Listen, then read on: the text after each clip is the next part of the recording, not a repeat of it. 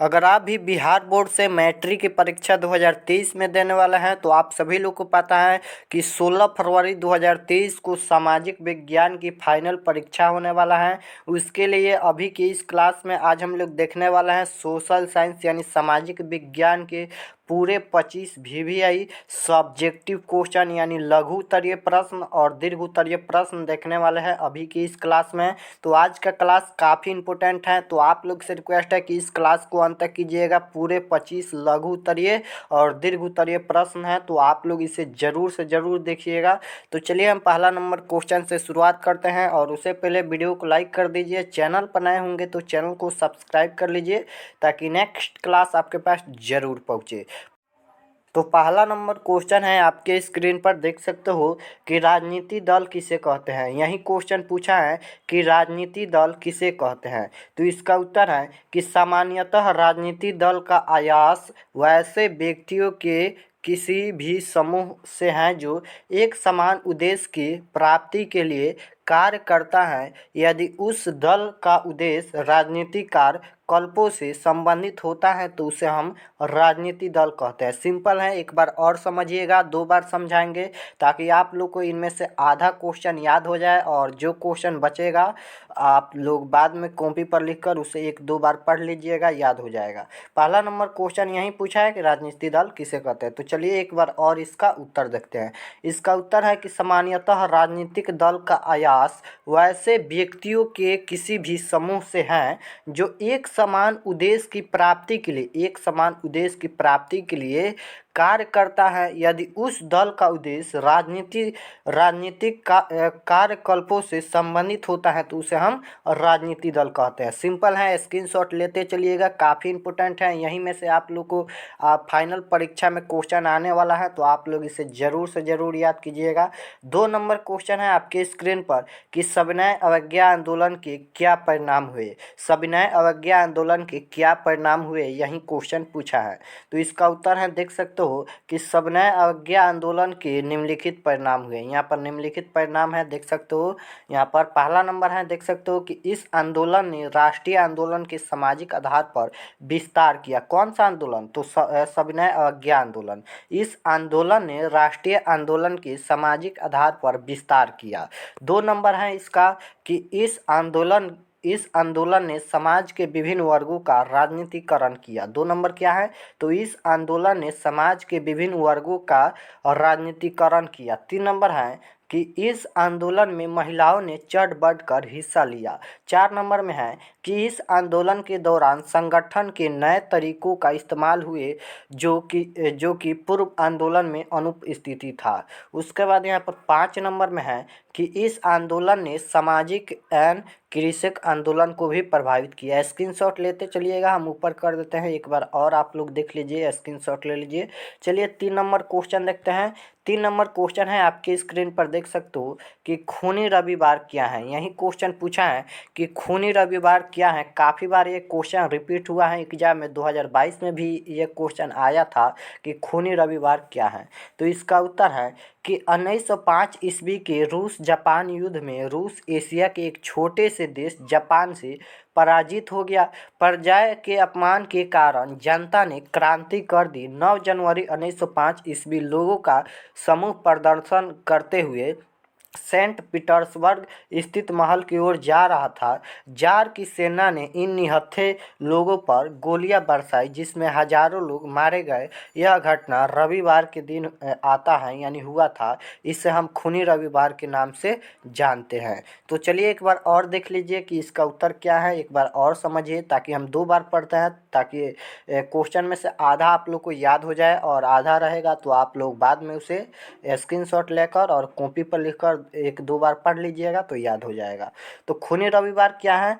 तो इसका उत्तर है कि 1905 ईस्वी के रूस जापान युद्ध में रूस एशिया के एक छोटे से देश जापान से पराजित हो गया। पराजय के अपमान के कारण जनता ने अपने में क्रांति कर दी। क्रांति मतलब मारपीट कर दिया। उसके बाद यहाँ पर 9 जनवरी 1905, देखिए यहाँ पर याद रखिएगा, ऑब्जेक्टिव क्वेश्चन में पूछेगा कि खूनी रविवार किस तिथि को हुआ था। तो याद रखिएगा 9 जनवरी 1905। तो 9 जनवरी 1905 ईस्वी लोगों का समूह प्रदर्शन करते हुए समूह प्रदर्शन करते हुए सेंट पीटर्सबर्ग स्थित महल की ओर जा रहा था, तो जार की सेना ने इन निहत्थे लोगों पर यानी इन लोगों पर हजारों गोलियां बरसा दी, जिसमें हजारों लोग मारे गए। यह घटना रविवार के दिन आता है, यानी यह घटना रविवार के दिन हुआ। इसे हम खूनी रविवार के नाम से जानते हैं। स्क्रीनशॉट ले लीजिए, काफ़ी सिंपल है। तो 4 नंबर क्वेश्चन है, आपके स्क्रीन पर देख सकते हो कि जेनेवा समझौता क्यों हुआ। यही क्वेश्चन पूछा है कि जेनेवा समझौता क्यों हुआ, और इस वीडियो में पांचों सब्जेक्ट का क्वेश्चन है। जैसे आप लोग को इतिहास हो गया, राजनीति विज्ञान हो गया, अर्थशास्त्र हो गया, भूगोल हो गया और आपदा प्रबंधन हो गया, यानी पाँचों सब्जेक्ट को मिलाकर आप लोग को एग्जाम में, फाइनल एग्जाम में क्वेश्चन आता है। उसी तरह इस क्लास में सभी सब्जेक्ट का क्वेश्चन है, यानी सोशल साइंस का। तो 4 नंबर क्वेश्चन क्या है कि जेनेवा समझौता क्यों हुआ। तो इसका उत्तर है कि जेनेवा समझौता मई 1954 ईस्वी में हिंद चीन समस्या पर वार्ता हेतु बुलाए गए सम्मेलन में हुआ। इसमें वियतनाम को 2 हिस्सों में बांट दिया गया। लाओस तथा कंबोडिया में वैध राजतंत्र को अस्वीकार कर संसदीय शासन प्रणाली को अपनाया गया। स्क्रीनशॉट ले लीजिए। चलिए हम नेक्स्ट क्वेश्चन देखते हैं, 5 नंबर क्वेश्चन है आपके स्क्रीन पर कि असलम प्रति की शुरुआत कैसे हुई। ये भी क्वेश्चन काफ़ी बार रिपीट हुआ है एग्जाम में। असलम प्रति की शुरुआत कैसे हुई, यही क्वेश्चन पूछा है। तो इसका उत्तर है कि छोटे गंदे और यहाँ पर 2 बार और लिखा गया है। अवस्था स्थानों में जहाँ फैक्ट्री मजदूर निवास करते थे, वैसे आवासीय स्थलों को असलम कहा जाता है। औद्योगिकरण के फलस्वरूप बड़े बड़े कारखाने स्थापित हुए, जिसमें काम करने के लिए बड़ी संख्या में गांव से मजदूर पहुंचने लगे। बड़ी संख्या में गांव से जो मजदूर करता था वह पहुंचने लगे। वहां रहने के लिए कोई भी व्यवस्था नहीं था। मजदूर कारखाने के निकट रहे, इसको लेकर कारखाने के मालिक ने इनके लिए छोटे तंग मकान बनाए, जिसमें सुविधा उपलब्ध नहीं थी। इतना ही लिखिएगा, स्क्रीनशॉट ले लीजिए, इतना ही लिखिएगा। नेक्स्ट क्वेश्चन है 6 नंबर आपके स्क्रीन पर कि भारत में उगाए जाने वाले प्रमुख खाद्य और व्यावसायिक फसलों के नाम लिखिए। यही क्वेश्चन पूछा है 6 नंबर में कि भारत में उगाए जाने वाले प्रमुख खाद्य और व्यावसायिक फसलों के नाम लिखना है। तो सिंपल है, देख सकते हो इसका उत्तर सिंपल है। तो इसका उत्तर है कि प्रमुख खाद्य फसल धान, गेहूँ, मक्का, दलहन, तिलहन, ज्वार, बाजरा। प्रमुख व्यावसायिक फसल गन्ना, चाय, कॉफ़ी, गरम मसाले आदि है।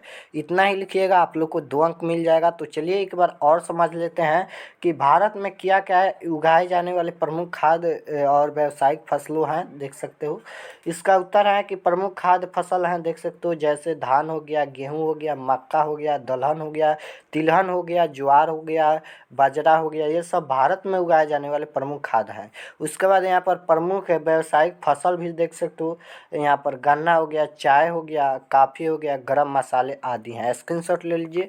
नेक्स्ट क्वेश्चन है 7 नंबर आपके स्क्रीन पर, बहुराष्ट्रीय कंपनी किसे कहते हैं। 7 नंबर क्वेश्चन यही पूछा है कि बहुराष्ट्रीय कंपनी किसे कहते हैं। तो इसका उत्तर है कि वैसी कंपनियां जो किसी एक देश में स्थित मुख्यालय से अनेक देशों में उत्पादन और सेवाओं का नियंत्रण करती हैं और अरबों रुपयों की पूंजी वाली हो, बहुराष्ट्रीय कंपनियां कहलाती हैं। जैसे कि नोकिया, पेप्सी इत्यादि इसके उदाहरण हैं। ऑब्जेक्टिव क्वेश्चन में पूछेगा कि निम्न में बहुराष्ट्रीय कंपनी कौन है। तो जैसे में यहाँ पर नोकिया हो गया, पेप्सी हो गया, याद रखिएगा।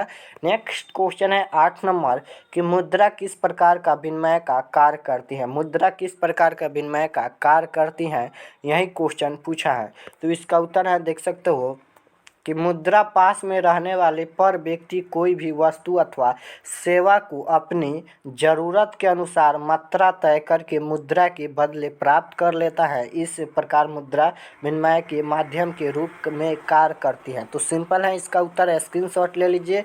नेक्स्ट क्वेश्चन है 9 नंबर कि धात्विक खनिज के 2 प्रमुख पहचान क्या हैं। धात्विक खनिज के 2 प्रमुख पहचान क्या हैं, यही क्वेश्चन पूछा है। तो इसका उत्तर है कि धात्विक खनिज के 2 पहचान निम्नलिखित हैं। यहाँ पर पहला नंबर हो गया, दूसरा नंबर हो गया, 2 पहचान है।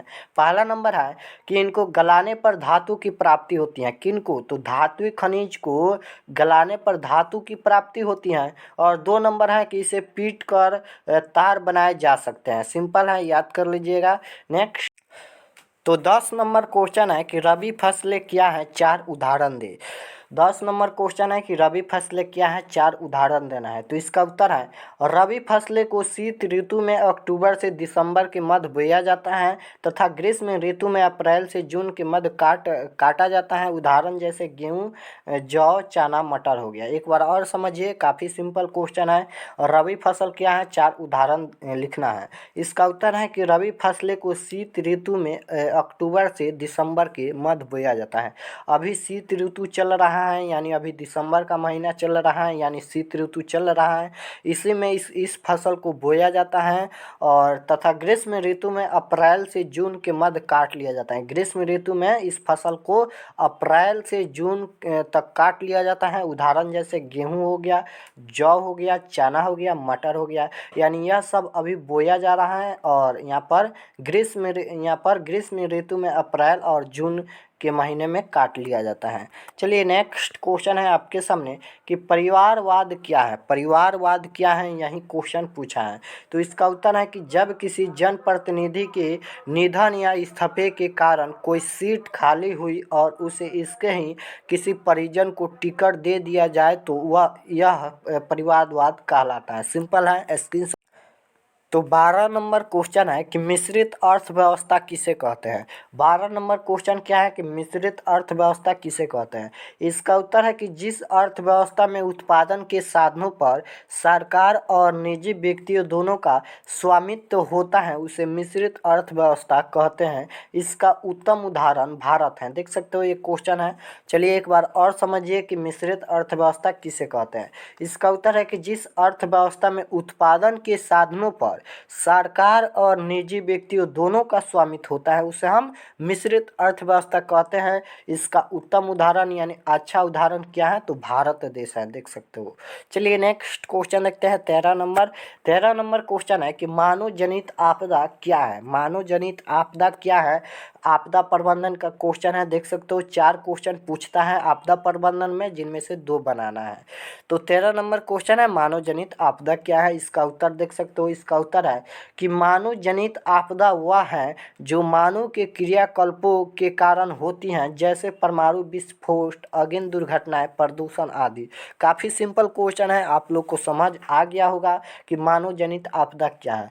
तो मानव जनित आपदा वह है जो मानव करता है। सिंपल में अगर सिंपल भाषा में कहें तो मानव जनित आपदा क्या है, जो मानव करता है, यानी मानव के द्वारा होता है। तो मानव जनित आपदा वह होता है जो मानव के क्रियाकल्पों के कारण होता है, यानी मानव करता है। यानी हम लोग करते हैं, जैसे कि परमाणु विस्फोट हो गया, ये कौन करता है, यानी हम लोग करते हैं यहाँ पर। उसके बाद अग्नि दुर्घटना, ये भी हम लोग करते हैं। प्रदूषण, ये भी हम फैलाते हैं। तो स्क्रीनशॉट ले लीजिए, यानी मानव जो करता है उसे हम मानव जनित आपदा कहते हैं। नेक्स्ट क्वेश्चन है कि बाढ़ कैसी आती है, स्पष्ट करें। बाढ़ कैसी आती है, स्पष्ट करें। तो काफ़ी सिंपल क्वेश्चन है, आप सभी लिख लीजिएगा। अपना मन से भी लिख सकते हो, 2 अंक मिल ही जाएगा। लेकिन यहाँ पर उत्तर भी है, देख सकते हो। उत्तर है कि अधिक वर्षा होने के कारण नदियों में जल तथा जमाव होता है। साथ ही और अवसादों जमा होने के फलस्वरूप नदी तल की गहराई में कमी आती है। नदी तल की वृद्धि होने के फलस्वरूप जल का स्तर धीरे धीरे ऊपर उठता है, जिसके कारण नदी तटबंध के ऊपर दबाव बढ़ जाता है।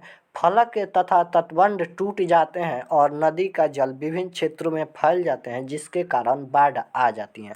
सिंपल है, स्क्रीनशॉट लेना चाहते हो तो ले सकते हो। 15 नंबर क्वेश्चन है कि जल संकट क्या है। काफ़ी इंपॉर्टेंट क्वेश्चन है, जल संकट क्या है, काफ़ी बार पूछा गया है। तो इसका उत्तर है कि उद्देश्य जनित जल के अनुपलब्धता को ही जल संकट के रूप में जाना जाता है। पृथ्वी पर विशाल जल सागर होने एंड नवीनीकरण के संसाधन होने के बावजूद जल दुर्बलता एक जटिल समस्या है। जल संकट के भाव उत्पन्न होते ही मानस पटल पर सूखाग्रस्त होते जाते हैं। स्क्रीनशॉट ले लीजिए। नेक्स्ट क्वेश्चन है 16 नंबर, सामाजिक विभाजन से आप क्या समझते हैं। यही क्वेश्चन पूछा है कि सामाजिक विभाजन से आप क्या समझते हैं? तो इसका उत्तर है कि जाति, धर्म, भाषा, क्षेत्र, संप्रदाय इत्यादि के आधार पर समाज में जो विभेद पैदा होता है वही सामाजिक विभाजन का रूप ले लेता है या सामाजिक विभाजन कहलाता है। सामाजिक विभेद को मिटाकर ही सामाजिक विभाजन को रोका जा सकता है। स्क्रीनशॉट ले लीजिए। नेक्स्ट क्वेश्चन है 17 नंबर। आय से आप क्या समझते हैं? आय से आप क्या समझते हैं, यही क्वेश्चन पूछा है। इसका उत्तर है कि किसी भी प्रकार का शारीरिक अथवा मानसिक कार्य करने के फलस्वरूप किसी व्यक्ति को जो पारिश्रमिक मिलता है तो उसे पारिश्रमिक उस व्यक्ति का आय कहलाता है। उदाहरण के लिए कोई प्रोफेसर यदि वर्ग में बच्चों को पढ़ाता है तो इसके बदले में उसे मासिक वेतन मिलता है, यह वेतन ही आय है। स्क्रीनशॉट ले लीजिए। नेक्स्ट क्वेश्चन है 18 नंबर। आधारभूत संरचना किसे कहते हैं? आधारभूत संरचना किसे कहते हैं, यही क्वेश्चन पूछा है। इसका उत्तर है कि आधारिक संरचना या आधारभूत संरचना वैसे सुविधाओं या सेवाओं से हैं जो देश के आर्थिक विकास में महत्वपूर्ण स्थान रखते हैं। आधारिक संरचना के श्रेणी में बिजली, परिवहन, संचार, बैंकिंग, स्कूल, कॉलेज, अस्पताल, तेल, सड़क आदि आते हैं। देश के विकास के साथ आधारिक संरचना का संबंध समानुपातिक है। स्क्रीनशॉट ले लीजिए। नेक्स्ट क्वेश्चन है 19 नंबर। हरित क्रांति से आप क्या समझते हैं? हरित क्रांति से आप क्या समझते हैं? काफ़ी इंपॉर्टेंट क्वेश्चन है। तो इसका उत्तर है कि भारतीय कृषि में क्रांतिकारी विकास को ही हरित क्रांति कहते हैं। नई प्रजातियों की फसल लगाकर सिंचाई सुविधाओं के आधुनिक उपकरणों के प्रयोग एवं रासायनिक खाद के प्रयोग से भारतीय कृषि में सोना उत्पादन होने लगा, यानी अधिक फसल होने लगा। स्क्रीनशॉट ले लीजिए। नेक्स्ट क्वेश्चन है यहाँ पर, इसका उत्तर और भी है, देख सकते हो।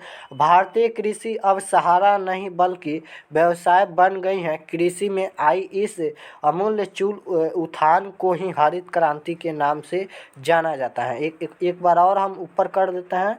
स्क्रीनशॉट लेना चाहते हो तो ले सकते हो। ये भी उत्तर इसका ही है, यानी 15 नंबर क्वेश्चन है यहाँ पर। 19 नंबर क्वेश्चन का उत्तर ये है, देख सकते हो। 20 नंबर क्वेश्चन है आपके स्क्रीन पर कि खादर और बांगर मिट्टी में अंतर लिखे।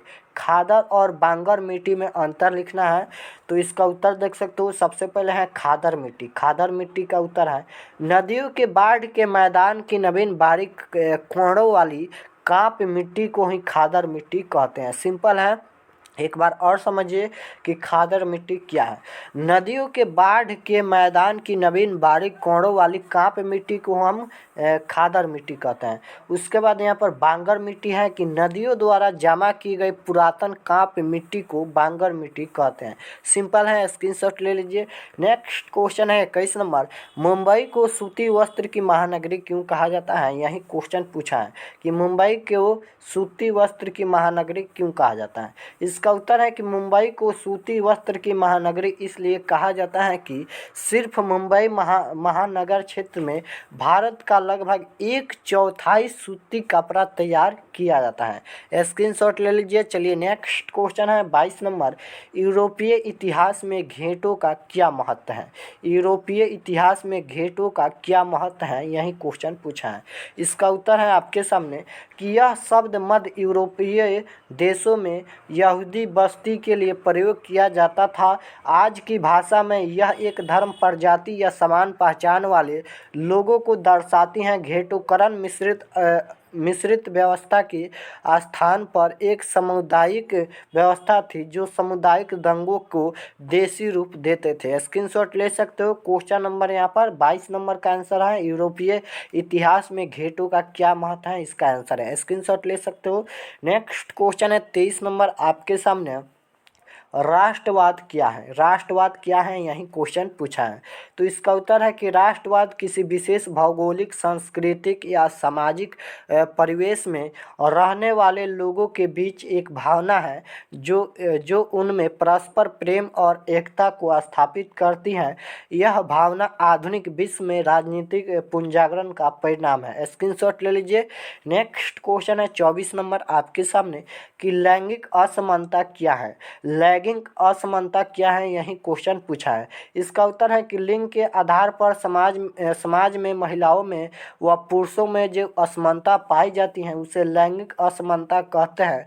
यह असमानता सामाजिक, आर्थिक, राजनीति व अन्य क्षेत्रों में पाई जाती है। चलिए एक बार और समझिए कि लैंगिक असमानता क्या है। तो इसका उत्तर है कि लिंग के आधार पर समाज में महिलाओं व पुरुषों में जो असमानता पाई जाती है उसे हम लैंगिक असमानता कहते हैं। यह असमानता सामाजिक, आर्थिक, राजनीति व अन्य क्षेत्रों में पाई जाती है। नेक्स्ट क्वेश्चन, लास्ट क्वेश्चन है 25 नंबर कि सत्ता का विकेंद्रीकरण क्या है।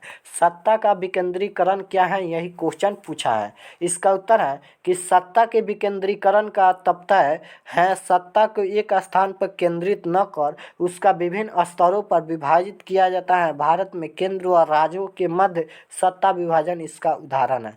चलिए एक बार और समझिए कि सत्ता का विकेंद्रीकरण क्या है। इसका उत्तर है कि सत्ता के विकेंद्रीकरण का तात्पर्य है सत्ता को एक स्थान पर केंद्रित न कर उसका विभिन्न स्तरों पर विभाजित किया जाता है और भारत में केंद्र व राज्यों के मध्य सत्ता विभाजन इसका उदाहरण है। सिंपल क्वेश्चन था। तो इस क्लास में 25 इंपॉर्टेंट क्वेश्चन था, लघु उत्तरीय प्रश्न और दीर्घ उत्तरीय प्रश्न।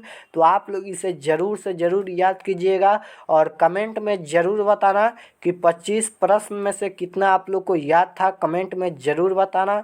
और कोई भी सब्जेक्ट में अगर डाउट है तो कमेंट में ज़रूर बताना, क्योंकि अब टाइम बहुत कम बचा है आप लोग के एग्ज़ाम के लिए। तो कमेंट में ज़रूर बताना कि 25 में से आप लोग को कितना प्रश्न सही हुआ। अगर आप लोग चैनल पर नए होंगे तो चैनल को सब्सक्राइब कर लीजिए ताकि नेक्स्ट क्लास आपके पास ज़रूर पहुँचे। और वीडियो को लाइक ज़रूर करना और कमेंट में ज़रूर बताना कि कौन सा सब्जेक्ट में आप लोग को डाउट है, कौन सा टॉपिक आप लोग को चाहिए, कमेंट में ज़रूर बताना। मिलते हैं नेक्स्ट क्लास में, आप सभी को ऑल द बेस्ट।